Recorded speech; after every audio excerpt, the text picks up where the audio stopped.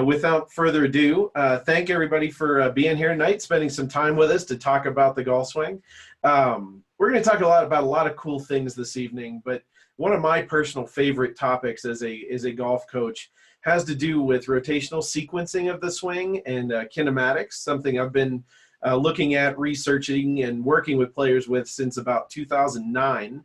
So I think there's a lot of cool concepts here that can really help people get better. And if you have questions about where to find the technology or the professionals in your area that could maybe help you with this type of, I would say, advanced analysis of your golf swing, we can certainly help you out and point you in the right direction there as well. And we'll talk about that a little bit more. So as Daisy said, if you have any questions during the webinar, please post those questions in the chat. She's going to be taking down a lot of those questions, and we're going to answer as many as we can toward the end after we go through some of this material. And again, without further ado, I think we're going to go into some of the material, and we'll be switching back and forth talking about it a little bit, and we'll go from there. Let's get started.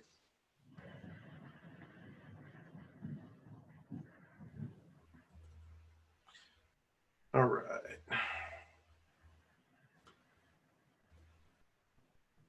That look good, Daisy? Yep, looks good to me.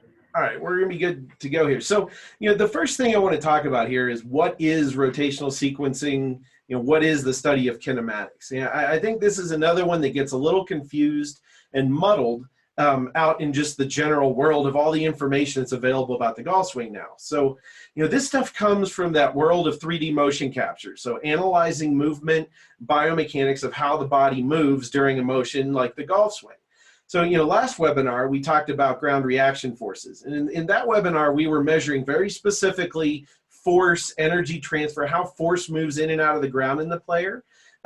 This is a different topic. So kinematics is actually the study of how fast things move or rotate rotationally, without really looking specifically at the force involved with making them rotate. So we're more observing the rotational speed of the different segments of the golf swing.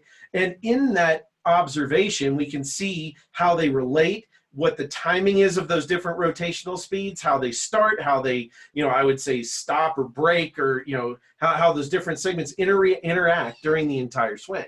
We get this data from different types of motion capture systems. You can see this with different types of camera systems that use kind of like your video game stuff where you see the guy in the suit with the little markers all over him. Those are optical systems. We also use systems called electromagnetic systems, which one that you'll see a lot of data from tonight, which is what I used for the majority of the time working at our golf academies. And then the others that we used and are really popular now because they're very easy to use, fast, and get really good data, are called inertial sensors. So we'll show you some of that as well. So what are we actually measuring? The thing that we measure when we're talking about rotational sequencing is something called angular velocity. Now, I think this is a physics term that gets really construed and people don't really understand. So I want to clear that up right now. Here's the deal. If we had a record that was spinning around in a circle, okay, and let's say a fly landed on the outside of that circle, we could measure how fast that fly was spinning around the circle a couple of different ways.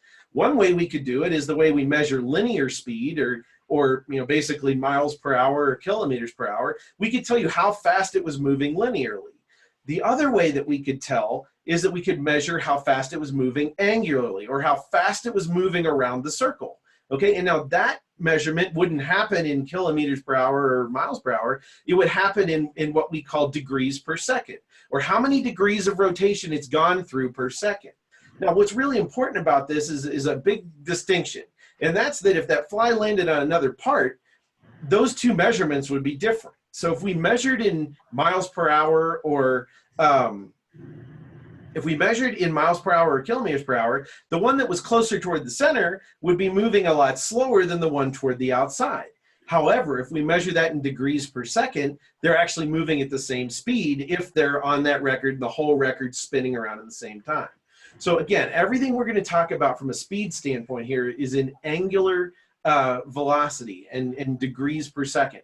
That's really, really important, because I think it gets very confusing if you start to look at, for example, the actual like miles per hour of how fast the pelvis may move, or a point on the pelvis would move, versus, like the club head speed. It's going to seem significantly slower than the club head speed. However, as an overall factor of how it contributes to the speed of the golf swing, even though it's moving slower earlier in the process, it may be much more important. And we'll explain how that goes a little bit later as well. Another really critical term here is something called rotational inertia. And what that is going to talk about is that the further away from the center point of rotation, that point is moving. So like at the end of the arc of the golf club versus the middle of the arc, or when our arc is very wide versus when it's a little bit more narrower toward our body, there's a much different amount of resistance that happens to create rotation. So, if you think about that like a figure skater, right? When their arms are out, they spin very slowly. There's more resistance to that rotation.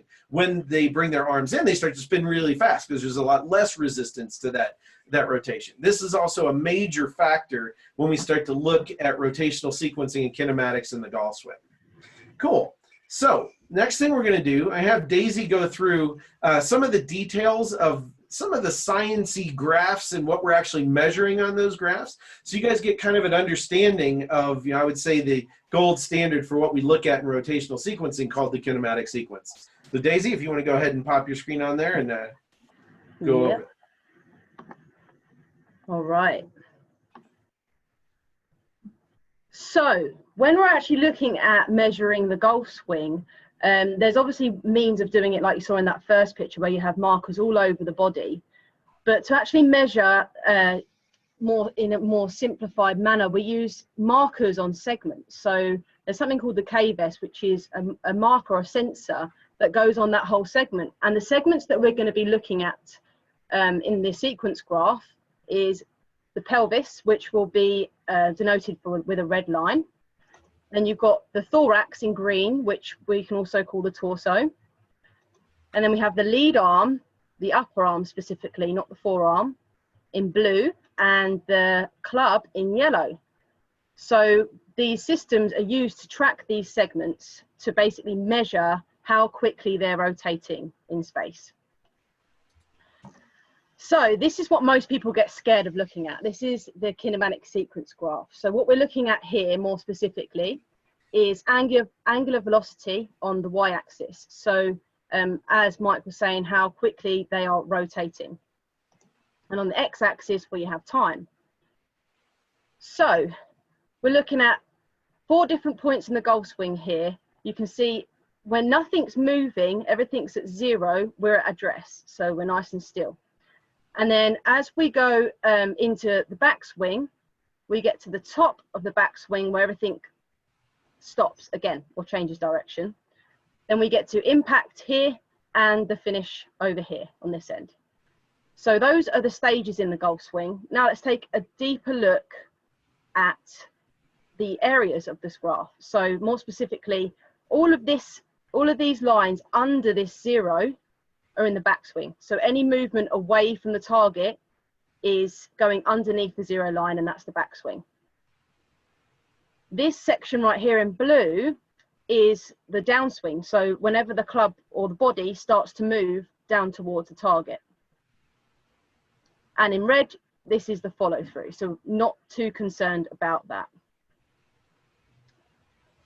So when we're looking at this sequence graph, one of the first things that we tend to look at is the transition sequence, or the order in which our segments start to rotate towards a target in transition.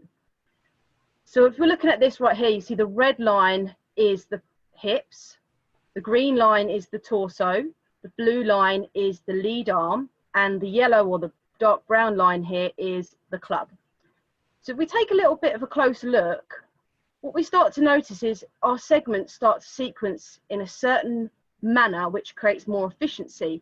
This is what you most commonly see this order in a better player. The hips start the downswing. So at the top of the backswing, the first thing to come out the blocks is the hips. Then the torso in green, then the lead arm in blue, and then the club. And that can create more efficiency in your golf swing. Moving on to these two graphs here. Now, what we're looking at here is the steepness of the line. So you'll notice on the graph on the left-hand side, we have a steeper or a sharper rate of acceleration or angular velocity. And on the right-hand side, it's slightly flat. It's not as sharp or as steep as the first graph. Now, this one on the right is going to be your slower player, someone who hasn't got as quick as a club head speed, someone who doesn't accelerate as quickly. This over here on the left is what you'll see in the quicker players. So everything's coming out the blocks with more speed. So now let's take a look at this second part. So we look at the transition sequence, how everything comes out the blocks. Now we want to see the order in which they stop. Because if you imagine if your hips just kept on going, you'd spin right round in a circle. So we need things to stop in order to cause tension between each of these chains and transfer speed into the club. So what we're looking at specifically is what we call the deceleration chain, or the order in which things stop. So if we take a closer look, you can see the peaks of these humps. So the peak of the red hump, the peak of the green, blue, and yellow, from left to right, they sequence in a certain order. So let's take a closer look.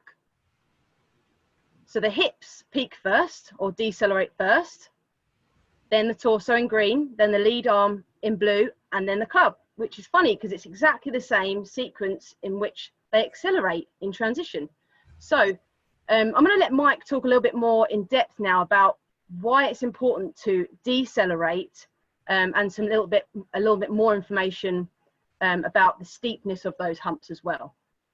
Yeah, absolutely. So, as Daisy said, there's two really key sequences here. One of them is transition, and one of them is what we call the deceleration chain, downswing sequence, peaking order. I think there's a lot of different things that have been talked about in terms that have come out there for this specific sequence that happens in the downswing. Yeah, and I think a lot of people in times when they start to look at these type of things get the two confused, because it's very easy to think, especially since they're usually the same order, that how things come out of the gate, which in general you can almost see that on video, if the hips transition first and then the torso transitions and then the club tends to lag behind with the upper segments. This sequence, this downswing sequence, or this deceleration chain, is one of those that you really can only see if you're working with a 3D motion capture system. I would say that at best, even the best professionals I've ever worked with in the world that look at this data all the time might guess about 70% efficiency about guessing a downswing sequence properly based on the way a player's swinging. So there's a lot to this. I want to go through a really cool analogy. I think this is the best way to think about the downswing sequence and the importance of how these different segments rotate and transfer, if you will, additional rotational speed between the upper segments. So if we take a look at like a multi-stage rocket, I don't know if any of you ever used like a model rocket that has like multiple engines and pieces, or you saw some of the older type rockets. You can look at this when you're online if you just look at like a rocket launch or something on a video. But these rockets have multiple stages to them. The first piece of it is the bottom, and usually the bottom rockets are the biggest. They're usually the most powerful. And then you get to the next stage, it's a little smaller. The next stage is a little smaller, and then finally you have like that small part of the top of the rocket where people are actually, usually that's part of the spaceship or whatever, and it has smaller engines on it yet.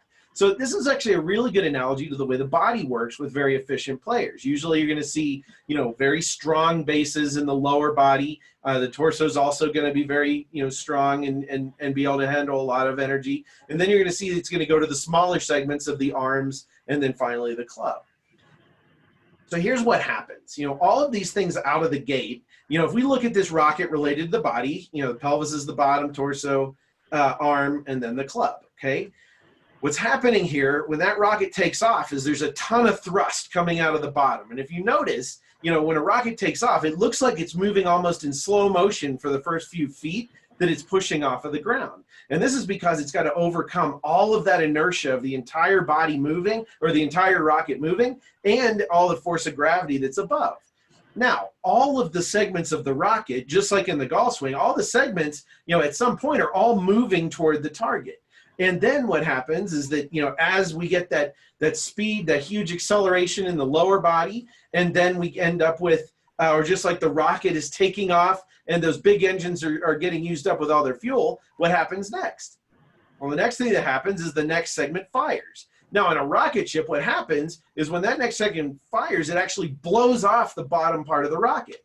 So if you were measuring the individual speed of that bottom piece of the rocket, when that next segment fires, that other segment would decelerate really quickly because it was blown off the back of the rocket. And then the same thing would happen when the, in this case, when the arm segment of the swing, or, in the rocket, when that next stage of the rocket, it would blow off that bigger green segment.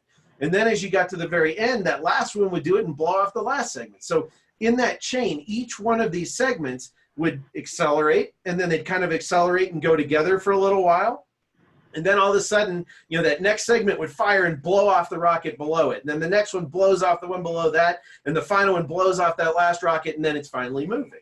Now, that's fine. Each one of these segments is actually increasing in velocity significantly, even though they're blowing off that other rocket. Because they're all still moving, each one is like a jump in speed that happens between these segments. Now, in the body, we can see this in a couple different ways. On the left here, you've got an example of a very efficient downswing sequence. On the right, you've got one that's got a little bit more of an issue there in that pelvis line. And you can kind of see that based on how steep those decelerations are. That's why we call it deceleration chain. So what happens here is this, and I think this is a very key point, is that, as a golf coach, I've never told a player that I want you to try to decelerate the hips during your golf swing. I think that's crazy. I think as a swing thought, that doesn't make any sense. But what you're actually seeing here is something different. The stability of the pelvis, in this case, makes a big difference on how it's able to decelerate or stabilize when that next segment fires. So if you think about the way your body works, the muscles that actually fire the torso are going to be mainly the oblique abdominals and some of the chains throughout that kind of core torso area of your body. So what happens is those muscles connect on one end in your thorax and they connect on the other end in your pelvis. So, and you guys could actually all do this right now. If you actually just sat in your chair and took your feet off the ground and took your upper body and fired it one direction, you'd notice very quickly that if you did that, suddenly the other segment goes the other way. And this actually has to do with just the biomechanics of how those muscles connect to these different segments of your body. So what happens here is this: when the torso fires, those oblique abdominals grab onto the pelvis, and in order to make the torso accelerate, it has to slow down the pelvis, or the pelvis has to stabilize, allowing that torso to fire very quickly. So then, after that, and this all happens in a very short amount of time, which is why it's hard to think about, but it's very important to understand that this happens in the swing. When the arm segment fires, it grabs onto the torso and slows the torso down. And then when the club finally releases, it grabs onto the arm segment and slows it down. So I like to think of this downswing sequence or deceleration chain more as a series of those upper segments. So, going from ground up, the segment above really firing or accelerating at its peak, which is going to grab on and slow down that segment below it. I think that's a really important way to look at the kinematic sequence and rotational sequencing. We actually built a protocol here at SuperSpeed Golf to help you with this. This protocol called our Advanced Speed Development 2 protocol, our rebound protocol, which you can find on our website, works on the deceleration chain. Now, the way this protocol works, these are a little different than some of our other protocols in our standard line. We only do two positions. We do kneeling and standing. And we really only do dominant side because the swings actually happen both ways. I'm going to show you a video of Daisy doing this actually in about 97-degree Alabama heat last year. That's an inside joke for those of you that know it. But anyway, as you can see, she's going to make a swing in her dominant side and then immediately try to go back the other way. So what this does is, on top of just trying to stabilize those segments, now we're actually trying to go even further than that and make them accelerate in the opposite direction, which is one of the best ways we've found to improve the deceleration chain of the golf swing. So this is a really cool protocol that we've built in. Couple other kind of really neat things we can look at in the kinematic sequence, and I think these can also be extremely helpful for most of our amateur players out there if you get this measured, because it can be very predictive of injury. So this player, for example, if we look at kind of the transition and downswing sequence, we can see that there's a couple little oddities here, and we're not going to go into detail on those, but what I want you to look at is this area that's kind of between the red line and the green line, or really the rest of them in this case. So if we take that area, we can actually tell how much speed generation is coming from the segmental interaction with between the torso and the pelvis, okay? Which is really important here. So we're seeing that this player has a huge amount of lead in the pelvis, and there's a lot of stretch that happens between the pelvis and the torso on the downswing. That's where they're getting a lot of their power. If you notice, there isn't that gap in many of the other lines. So we could say that this player in some ways might be overusing that segmental interaction between the pelvis and the torso, and maybe has some room to gain some more power between the segments of the torso and the arm and the club. Here's another example. This would be the opposite. So this is one where the body segments actually transition pretty close together, except for the club. So this is going to be that player that creates a lot of downswing load with the entire body kind of moving almost as one unit before that. So I think it's another really interesting thing to look at. Here's a really interesting one. I just, you guys, most of you have kind of started to learn that, junior golf and helping, younger players is something that I'm really passionate about. This is an example of a player who gets out in front of it a lot with the hips and the torso. And then if you notice right after that, all of those other segments kind of spread out immediately. So the club gets kind of, way on the one side, then the blue, the green, and the red, almost backwards in some ways of what we want to see, not from a peaking order or downswing sequence standpoint, but these lines spread out a ton. And we call that fanning. When we see those lines kind of all go, separate ways there right after transition. This is actually an example of a graph of a junior player that has a golf club that's way too heavy for them. So if you've ever swung a golf club that's way too heavy for you, you'll notice that your lower body wants to get way out of front. And once that club changes direction, the momentum of that club is really hard to overcome. And basically it just wants to go. We tend to see early release and all of those other things happen in the swing. So just another kind of neat graph to look at there. Here's another one.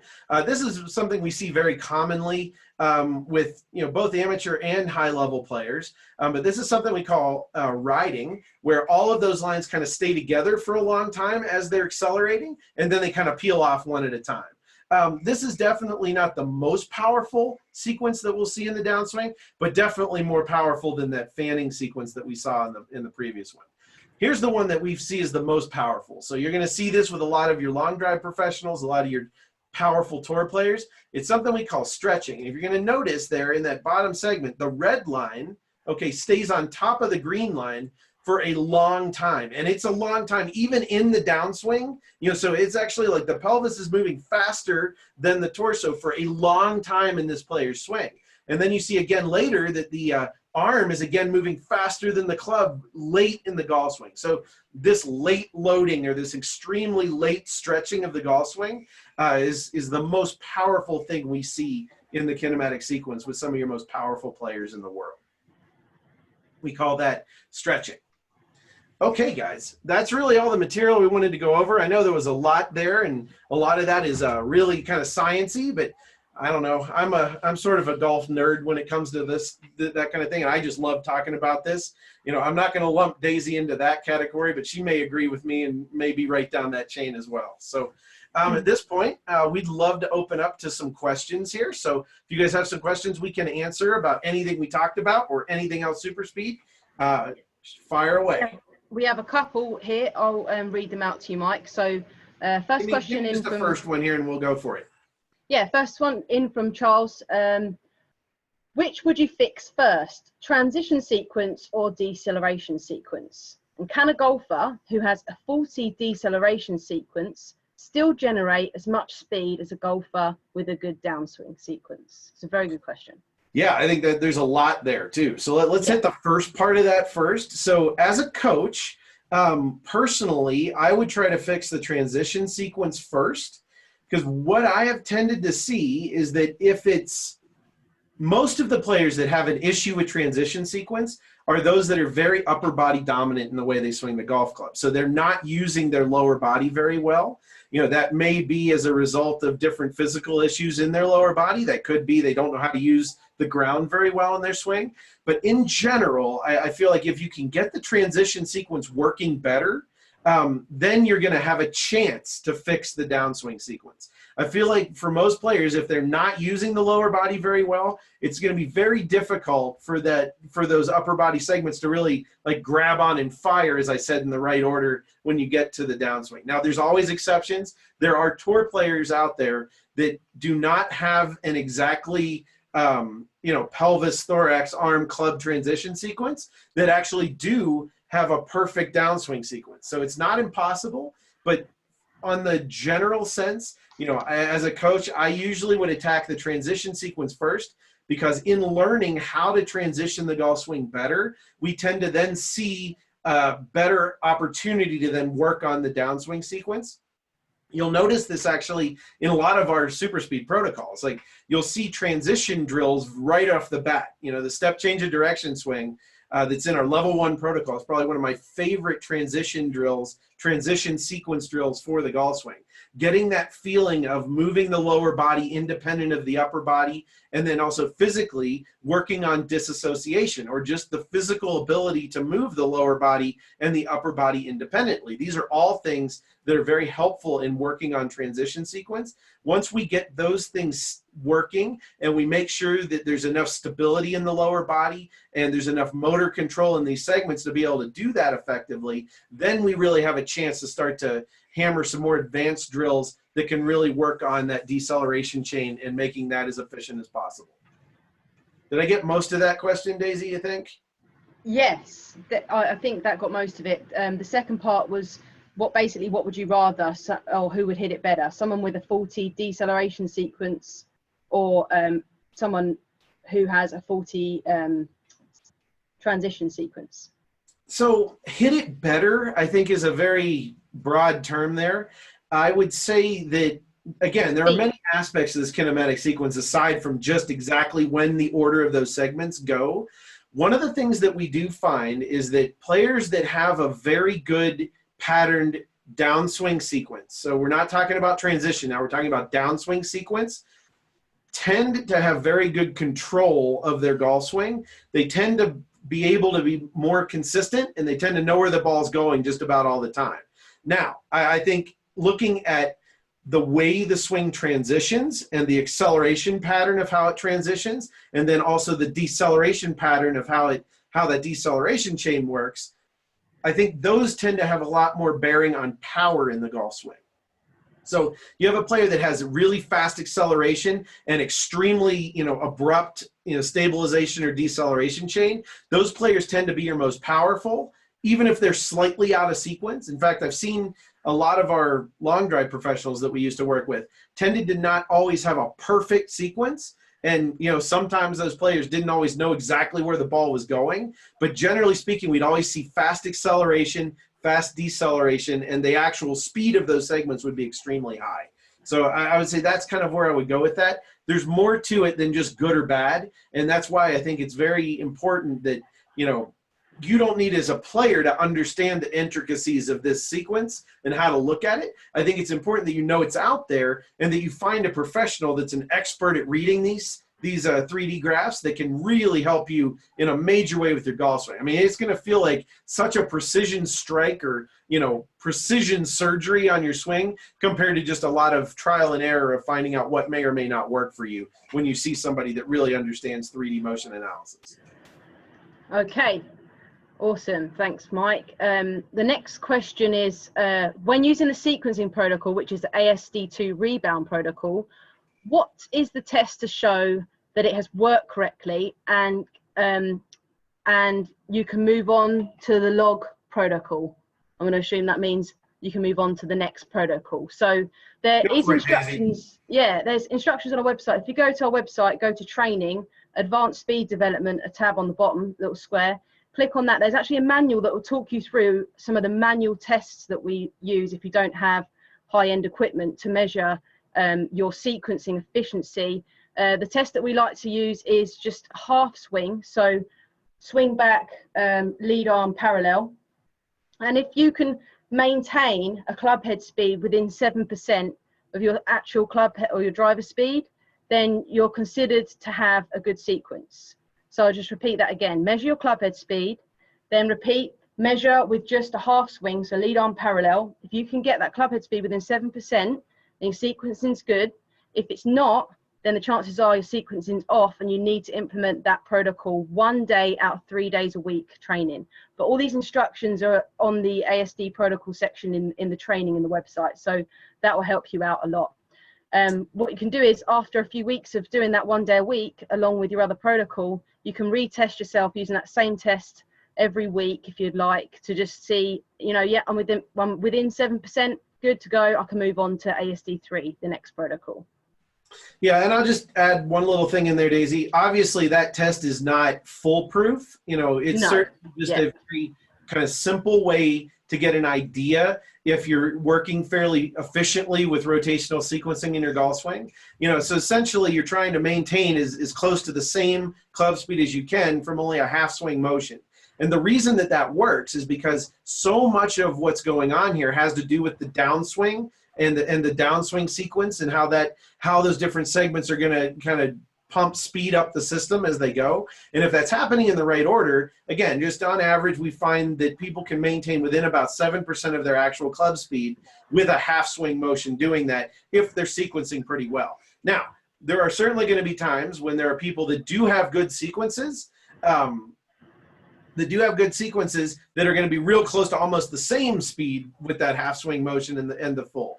But you know, what we do find with this is that if somebody does have an issue with sequencing, they won't be anywhere close. So, you know, occasionally, you know, somebody that it might get that drill, might have to go through that drill that, you know, doesn't need it quite as much, but that's not as big of a deal as somebody that did have a rotational if you have a major rotational sequencing problem, you're going to find that half swing motion is like half the speed of your normal golf swing. So you'll definitely see an issue with that test. Obviously, the best way to test for this is to go find a place that, you know, owns a 3D motion capture system like a K-Vest.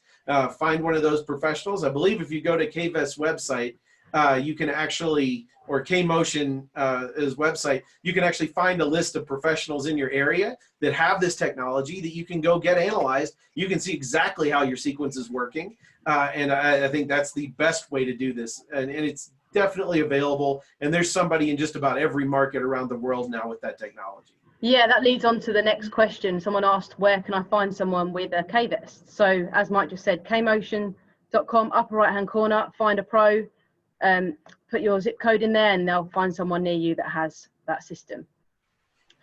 All right, next question. Let's see what we got here.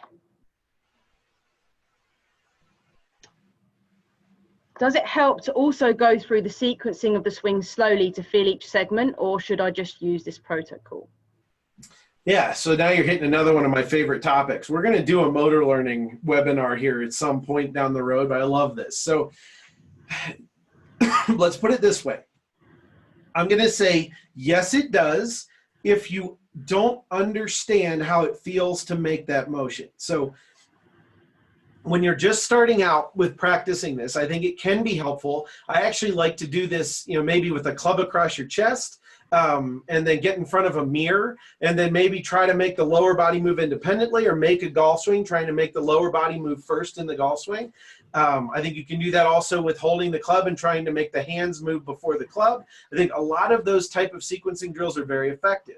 Now, what I will also tell you is this, is that work that you're going to do there is not going to magically just, you know, appear in your full golf swing. So it's incredibly important that as soon as you feel that as a concept, you can make a successful rep of making the lower body move before the upper and making that sequence happen, and you can feel it. As soon as you do that, you need to start trying to do it at full speed, or you need to at least move to half speed and then move to full speed. But you have to be doing that fairly quickly in that process. Just over and over again trying to make the lower body move first in slow motion is not going to help this. It has to be applied to that full speed motion swing. pretty quickly in the process. I think probably quicker than most people feel like they need to do that. Okay. All right, another question. Would you guys recommend doing any separate mobility, stability, or gym style exercises to accompany the super speed training? You want that one, Daisy? Yeah, for sure. So relating it more to the rotational sequencing, let's just think about it. If you've got someone that can't rotate their hips, they've got like no rotation, or they can't dissociate their upper from their lower body, they have some physical deficiencies, how are they going to achieve a good sequencing graph? They're not. So definitely working with a TPI expert, a TPI certified professional, getting a good specific workout together for your individual physical deficiencies will not only help you gain more speed with your super speed training, but it will help you to sequence better as well.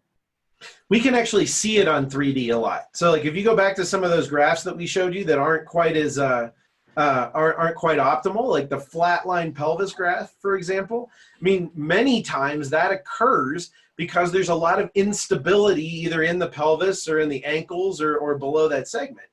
All, you know, this stuff is huge. You can actually see it in there. Like when you see things that are out of whack on the kinematic sequence, we can actually a lot of times go to the segment below that and say, oh, well, that makes sense. If the pelvis doesn't have a lot of stability, if it's very unstable, you know, when the torso tried to fire, there was nothing to grab onto. So it couldn't really fire and it couldn't slow down the pelvis. You know, so these things are very evident when you start to look at this. In fact, many of your high level professionals are going to be looking at this data with you, are going to be using that to build your training program. And that was what we always did with our players. You know, we knew that, you know, because of, you know, the fact that they couldn't disassociate, and then we didn't really see the separation that we wanted to see between the pelvis and the torso. I mean, that made a lot of sense to us. So we needed to start to work on some of those physical characteristics of that player's body to improve those, to then have it apply into their golf swing.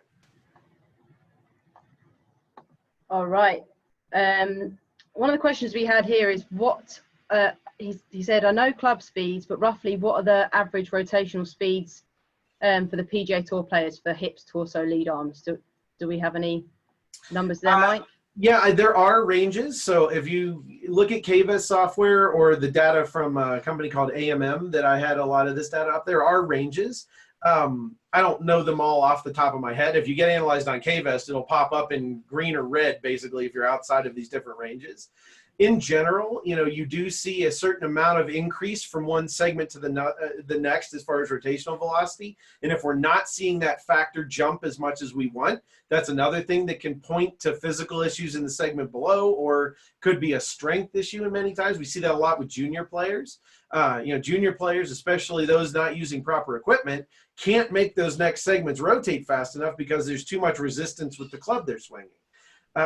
But yes, there are, at this point, we have so much data on tour players around the world with many of these different systems that there are kind of ranges. I always have found that you have to be careful when you're trying to fit people into buckets and into ranges like that, because everybody's different. Like if you have, you know, a certain player that has certain physical limitations or issues, you know, they may never be able to get to the point of our PGA Tour range average. That doesn't mean they have a bad sequence. It just might mean that, you know, physically they're not going to quite get to the point of a Brooks Koepka. You know, so there's a lot of those factors to look at. But yes, we do have kind of standardized ranges for tour players. I believe KVest is also building databases on amateur players as well to get some standard deviations away from kind of your mean on that, to kind of get some normals there. But yes, I think your best professionals that look at this data tend to look at this data more individually for each player and see how their system is working, how their sequence works compared to how their body works. And then they're able to optimize both physical programming and swing programming to maximize and create the most efficient swing possible for that player. Awesome. Okay, so I think one person here is a little bit confused. He said, does the fact that the pelvis come out of the blocks first, so to speak, does that mean the pelvis initiates the backswing? Initiates the backswing. No. No, not necessarily. So there are some patterns that we see in the way the backswing starts. Okay. In general, with most high-level players, it does not start with the lower body. In fact, the club tends to move first. It's kind of backwards. It's like the club moves, then the arm, then the torso, then the hips tend to be the I would say, takeaway sequence, if you will. I think that is important. However, we do find that there's probably the most variance amongst even the best players in the world with that part of the sequencing. That's why it's not one that we discuss nearly as much, because you can definitely think of it this way: the further from impact you are, the more opportunity you have to correct anything that's going wrong with the sequencing. So that's why, like, even transition sequence, it's possible for some players to have an inaccurate, a not proper transition sequence and still come with a downswing sequence that's right in the right order. So the takeaway sequence can definitely be altered based on style of that player's swing that may not affect their overall efficiency. But what I would say here is about transition. Transition is about when the downswing is starting. So a way to think about this is, if you look at the top of the backswing, we generally define the top of the backswing as when the club, right before the club changes direction. But if we look at any 3D motion capture graph on any system, what you're going to see is that the rest of the body on a good player is always, in many ways, is transitioning significantly before the club. So that's what we're talking about when we talk about transition sequence. We're talking about the order that things start rotating toward the target in the downswing. And generally, we're going to see the pelvis come out of the gate first, then the thorax, then the arm, then the club. Yeah, the transition sequence, again, is all about that kind of downswing order. But you don't, what's wild is even with players that may have a slight hesitation or pause at the top of the swing, you'll still actually see that transition sequence happen. So you still see the body come out of the gate first, even though the club maybe have even paused a little bit at the top. So it is kind of a very important piece to the overall, I would say, basic concept of rotational sequencing. The pieces of the body and the club do not rotate as one piece in the swing. And if they do, it's certainly not the most efficient way to create speed and power. Good answer. All right, we've got time for maybe one or two more. So let's take this one. What's the best way for an amateur to take advantage of this information? So basically, what's the take-home message here for our amateurs that are watching? Well, like I said, our goal is always to help you, the player, in the easiest way possible. I would say that if you don't already do our SuperSpeed golf training, picking up a SuperSpeed set and starting working on our basic protocols, I think is an incredible way to start working on sequencing without ever really knowing where you were starting from. And what we'll find there is that, if you go through like that first 20 weeks of our normal protocols, and then you're still seeing issues with some of those manual tests on the sequencing side, then those advanced speed development protocols can also help you a great deal. I would say that's definitely a good way to get started for everybody. I think obviously better is going to see your golf coach that may have a K-Vest or have a 3D motion capture system, get this stuff measured and see exactly what's happening in your golf swing. And then they can incorporate our SuperSpeed training, other drills that they've found to be successful, and really help you the whole time with that.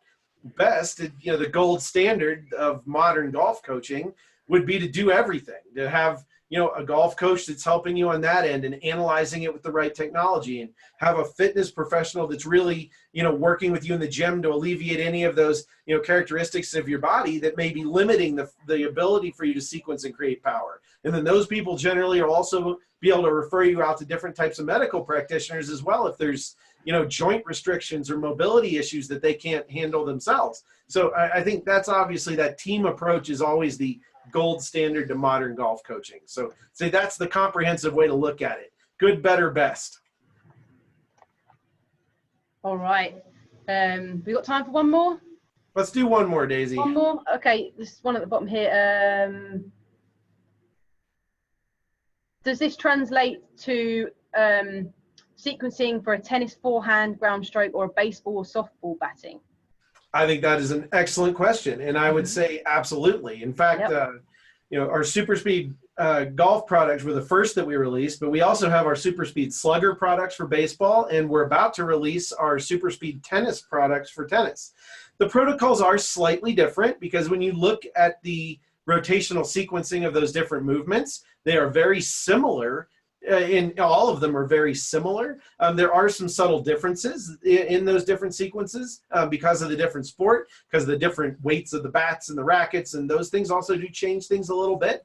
But yes, rotational sequencing drills are really useful in any sport that you're playing. Well, any rotational power sport. That would also include things like hockey and lacrosse and cricket and many, many other sports out there that are all rotational power sports, as we call them, all use this type of training. Do you want to just take one? What's that? Go ahead. I was just saying the sequencing graph look very similar. So if you look at a sequencing graph of a pitch or a baseball hit or a tennis serve or a tennis ground stroke, they're all very, very similar because it's the rotational sport that all have the same sequence. Yeah, absolutely. We did also want to take this opportunity to announce a really exciting program that we're going to have available. Well, our first one is going to be in September.